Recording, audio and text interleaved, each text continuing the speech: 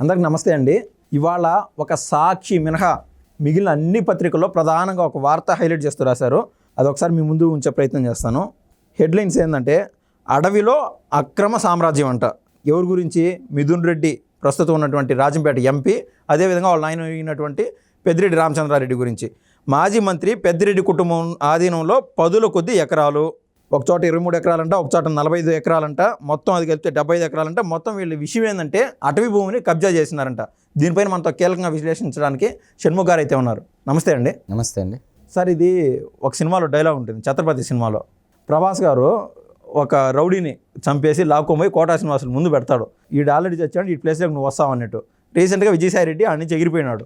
ఆ స్థానాన్ని పూర్తిగా భర్తీ చేసే విధంగా పెద్దిరెడ్డి కుటుంబం అంటూ ఉండదని నాకైతే అనిపిస్తుంది. గతంలో మనం చూసాం సార్, కడప జిల్లాలో దాదాపు వేముల దగ్గర సజ్జల రామకృష్ణారెడ్డి 56 ఎకరాల్లో పెద్ద భవనం కట్టుకున్నాడని ఎన్ని వార్తలు చూసాం. కానీ ఈ అరెస్టులు జరగవు, ఏది ఎట్టున్నదో తతంగా నాకు అర్థం కావడం.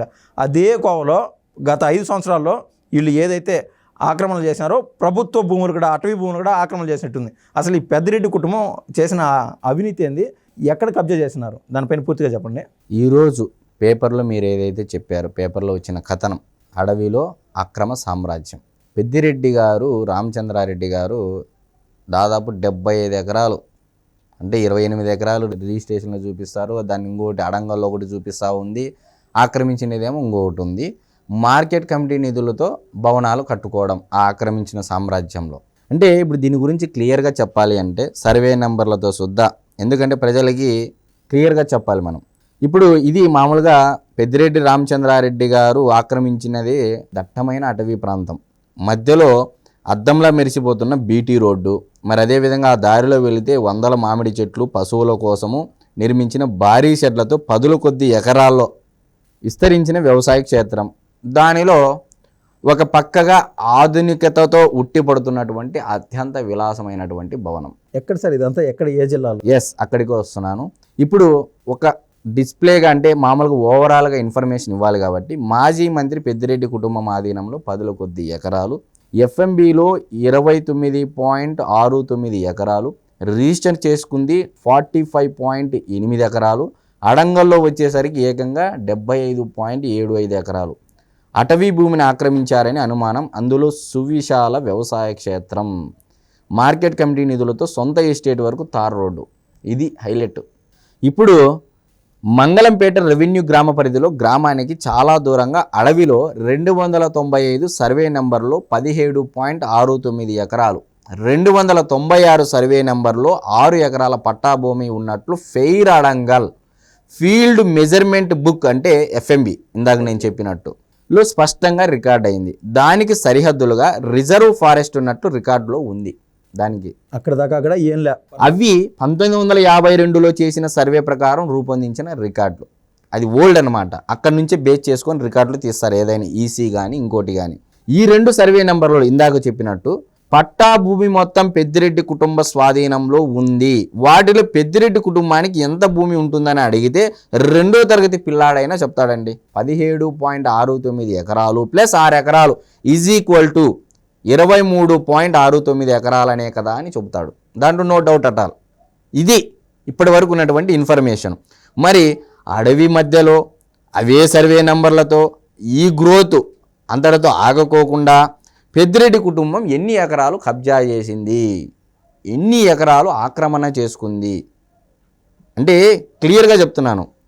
ఇప్పుడు అడవి మధ్యలో పట్టాభూమి ఉండడమే అరుదు, అవునా కదండి? ఎక్కడైనా అడవులు కానీ, దేవుని మాన్యం భూములు కానీ, చెట్లు ఉండే చోట పట్టాభూమి ఉంటుందండి? ఉండదు. పోనీ ఉందనుకున్నా మనం వారి ప్రకారం, ఎందుకంటే వాళ్ళ ప్రభుత్వం కాబట్టి వాళ్ళు ఏం చెప్పినా నడుస్తుంది కాబట్టి ఉందనుకున్నా, ఎన్నేళ్ళు గడిచినా ఆ సర్వే నెంబర్లలోని పట్టాభూమి అంగుళం కూడా పెరగడానికి వీల్లేదు కదా, పాయింటే కదా మరి కానీ పెరిగింది. ఇది జగన్మోహన్ రెడ్డి గారి పరిపాలనలో ఇది ఒక అద్భుతంగా చెప్పవచ్చు మనం. మరి అవే సర్వే నెంబర్లలో తర్వాత ఆ పెద్దిరెడ్డి ఏదైతే రామచంద్రారెడ్డి గారు ఆక్రమణ చేశారో ఆ ప్రాంతాన్ని సబ్ డివిజన్ చేశారండి.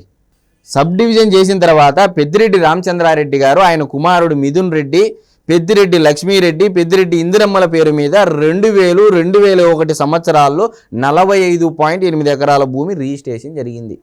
మళ్ళా దేవిరెడ్డి సర్వేశ్వర్ రెడ్డి, చెంగారెడ్డి, శ్రీరాములు రెడ్డి, మంగముల నుంచి వారు ఆ భూమి కొన్నట్లు రిజిస్ట్రేషన్ పత్రాల్లో ఉంది. చూడండి అంటే ఎలా ఉంటుంది ట్విస్ట్ అనేది. అంటే 29.69 ఎకరాల భూమి 45.8 ఎకరాలకు పెరిగిందన్నమాట. ఇప్పుడు అర్థమైంది కదా ఎలా పెరిగింది అనేది క్లియర్గా. సర్వే నెంబర్లలో ఎవరి భూమి ఎవరి పేరు మీద రిజిస్ట్రేషన్ చేశారు.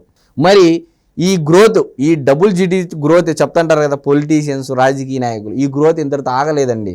ఆగుకోకుండా రెవెన్యూ రికార్డులో అడంగల్లో 295/1A, 295/1B, 295/1C, 295/1D, 296/1, 296/1B survey నెంబర్లలో పెద్దిరెడ్డి ఆయన కుటుంబ సభ్యుల పేరు మీద 75.5 ఎకరాల భూమి ఉన్నట్టు నమోదయ్యింది.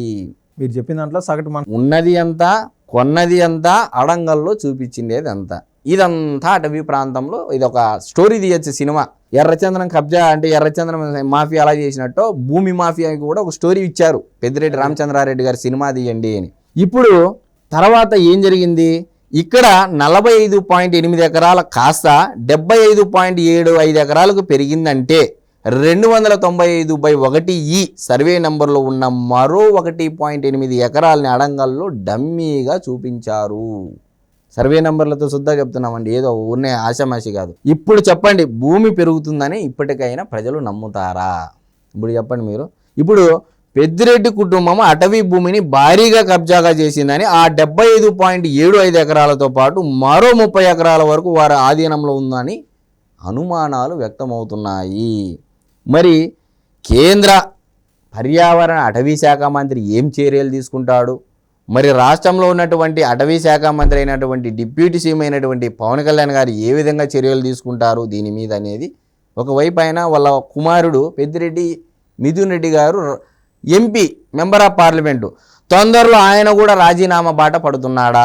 ఇప్పుడు ఇది దొరికింది, దీన్ని బేస్ చేసుకొని కేంద్రం నుంచి ఒత్తిడి వస్తుందా, లేకపోతే ఇక్కడ కేసులు తప్పించుకోవడం కోసం ఆయన కూడా రాజీనామా చేసి నేను కూడా వ్యవసాయం చేసుకుంటాను దట్టమైన అడవి ప్రాంతంలో, నాకు ఒరిజినల్గా 28 ఎకరాలు ఉంది కాబట్టి నేను కూడా వ్యవసాయం చేసుకుంటానని చెప్పేసి ప్రకటిస్తాడా అనేది మనం వేచి చూడాలండి.